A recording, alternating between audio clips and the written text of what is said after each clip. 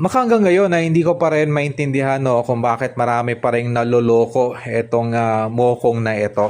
Okay? Well, ang tanong ko sa'yo, binubulsa mo ba doon sa pagpapatayo mo ng simbahan? O yan ba ay front lang upang makalikom ng kaperahan para iyong ibulsa? Galawan mo pa lang ay modus na eh. At bali-balita na ito daw ay manginginom pa, no? Hindi ka na lang gumawa ng sarili mong kalingap at dikit ka pa rin ng dikit dito sa mag-ama. Pati yung mga tinulungan na mag-ama ay pinapakailaman. Nangangahoy ka pa ng mga sponsors. Well, siguro dapat magising na rin no, yung mga OFWs no, na naiisahan ito, itong bugok na to. Panawagan ko lang naman, kung kayo magpapa-scam, bakit pa sa isang bugok? Hindi nga tuwid magsalita eh. Kung kayo po ay may pera, Gcash na lang sa kamag-anak ninyo.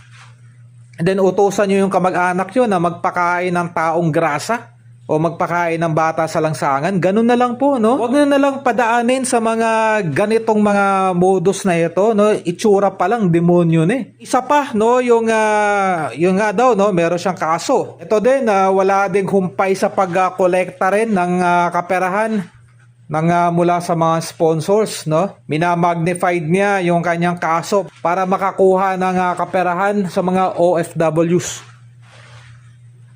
Well, nakakalungkot, no? Yung pera nyo, yung pinaghirapan nyo dyan sa abroad, pinagpawisan nyo, ano man kayo, no? Kung ano man yung trabaho nyo dyan, huwag nyo na lang padaanin sa mga ganitong mga sindikato.